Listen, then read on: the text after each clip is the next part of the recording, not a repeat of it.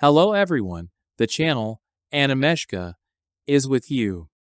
Would you like and subscribe and we begin. Anime. Comedy. The Dungeon of Black Company. Kinji successfully invested his earnings in funds and real estate. This allowed him to achieve an ideal life and never work. Suddenly a portal appears and takes him to the world of Emuria, inhabited by demi-humans who mine demonite for their corporations. Kinji started working as a miner in one of these mining companies and got into debt. He was extremely disappointed that his ideal life was abruptly cut short. Now he has to work a lot. At work he made friends with Vanabe, a half-human crocodile. And they decided to go even deeper into the dungeon, where monsters are more dangerous, but there are a lot of demonite. Kinji also discovered a secret entrance to the 3rd level.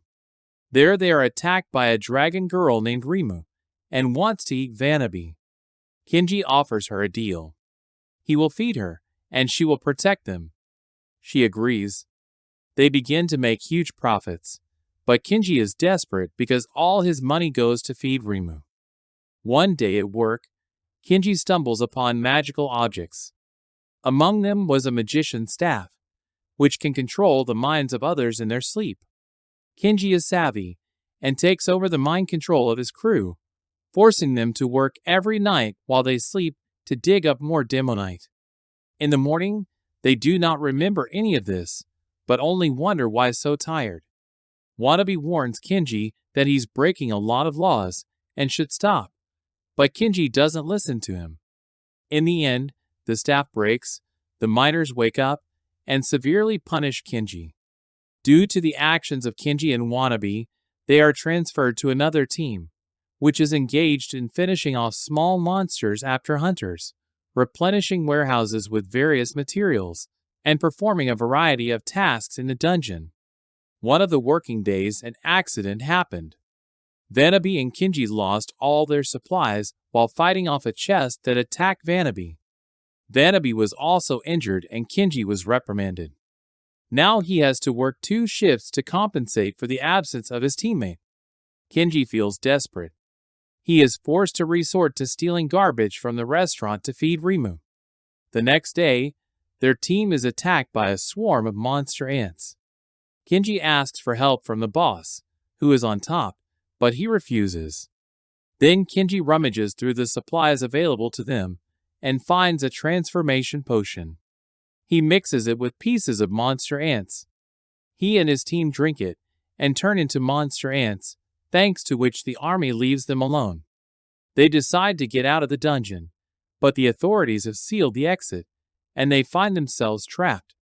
It turns out that drinking the potion allows you to understand ants and speak the same language. Noticing that many of the monster ants are exhausted and injured, Kinji convinces the worker ants to team up with him. He talks about the rights of workers and promises to help overcome the tyranny of the Ant Queen. Ants want a better life and follow Kinji even when the potion stops working and he turns into a human. It turns out that the queen ant decided to expand her colony with a mine after Rimu disappeared and stopped eating worker ants. Suddenly a hungry Rimu appears and starts chasing ants. Kinji manages to distract Rima by giving her a piece of meat that he stole from the warehouse. Thanks to this, the queen of ants and ants consider him a hero of their kind. After a few days, Vanabe returns to work. Kinji tells him that together with Rimu, the ant queen and her colony, he plans to take over the mining corporation Risaha and form his own company, the Dungeon of Black Company. Kinji and Wanabe are sent to the island, where the corporate training center is located. There they endure brutal physical exercises, psychological abuse, and magical brainwashing to increase loyalty to Risaha. Finally, once they are all considered converted, they are sent back to the dungeon. On the way back, Vanabe comes out of this state. It turns out that following Kinji's plan, they both swallowed some herbs that prevented them from being completely subjugated. They also added these herbs to the magician's food so that they would go crazy and blow up the entire camp after Kinji and Wanabe sailed away. Back at the company, they met Shia, who was put in charge of them. It is difficult for her to control her strength, so she knocks Vanabe down while dating, and he is taken to the hospital. Shia tells Kinji how everything works, about different departments and the store. When she hears that Kinji is not loyal to the company, she takes him to the dungeon to find out how strong he is. A large monster appears, and Kinji retreats, unable to fight it. Shia easily defeats the monster. Kinji calls Rimu. Shia hits Rimu, but does no damage to her. Rimu decides to take Shia seriously, becoming big and powerful. In this form, she easily overcomes Shia. Wanabe catches up with them, and discovers that Kinji is already planning his next move with Rimu and the Ant Queen. And the bound Shia is tossing and turning behind them, shouting that they are violating company policy. To keep her quiet, they take a photo of her hanging out with the dungeon monsters. They use photo for blackmail. It will ruin her reputation if anyone sees photo. Kinji welcomes her into his company because she is now forced to work for them. One evening, Kinji is surrounded by a group of people and demands to repay the money he borrowed with interest within a month. Sia tries to teach Kinji and Wanabe how to fight monsters. Sia says that you can get money for some parts of the monsters. Kinji builds a farm to collect monster parts and sell them.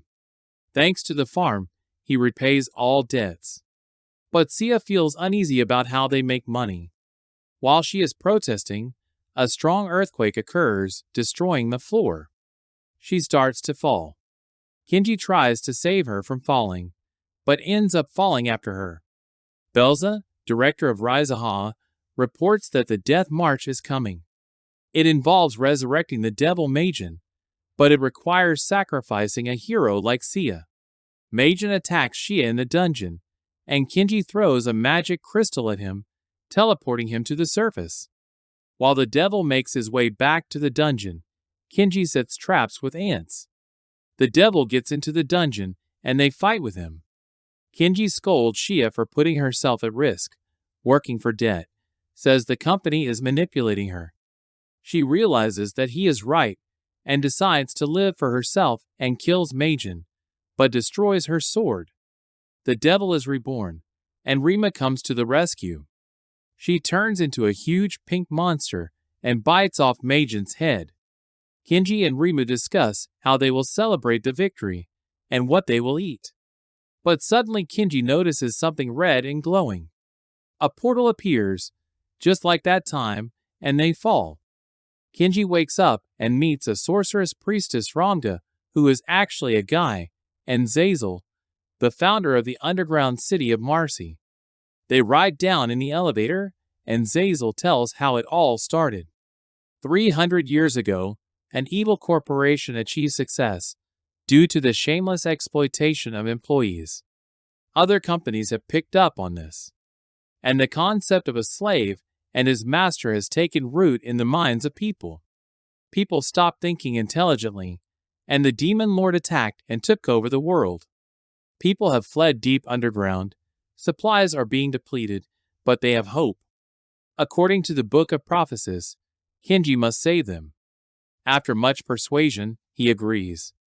Kinji realizes that he is actually in Emuria after 300 years, and the evil corporation is Risaha. Arriving at the Demon Lord's castle, Kinji learns that this is the Ant General's farm and belongs to the Deputy Assistant Commander-in-Chief Ant. The guards bring Kinji with Ramda to General Ant, and it turns out that Kinji and Ant are friends and very happy to see each other. It turns out that General Ant does not exploit people, but provides good living and working conditions. Requires only that they work 40 hours a week, providing them with vacation and health insurance. The problem is that the people of the future are unreasonably lazy and believe that 40 hours is too much work. Balza has not run the corporation for many years, and General Ant does not know what to do. Kinji decided to help the Ant. He renamed the Ant Company the Black Dungeon Company of the Future, punished the lazy, and rewarded the hard-working. He made himself General Ninomiya instead of leader Zazel, decided to seize the underground city and force the citizens to work again. Generals Rujin, Power Ash, and Zex Holler see Kinji as a threat. All three decide to entrust Kinji with a truly impossible mission. Shia tricks Kinji into ambushing the worm monster, but fails. Rima defeats the worms. Ru gives Kinji a task to plow the desert soil. He thinks it's impossible. But Kinji, with the help of a large worm, easily plowed the ground. Zex learns a secret about Rhonda and tries to blackmail her, but he is overcome by lust.